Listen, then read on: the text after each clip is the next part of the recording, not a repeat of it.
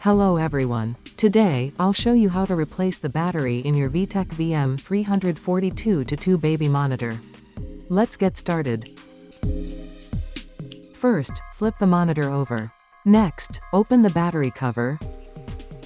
Remove the old battery, and replace it with the Sino CS-VVM342MB battery.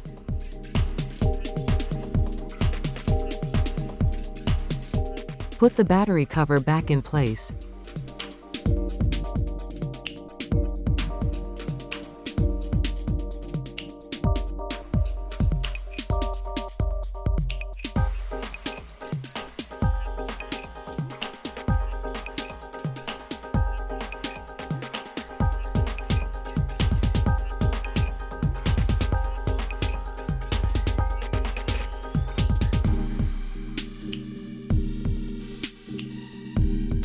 And that's it, you've successfully replaced the battery in your Vtech VM342MB Baby Monitor.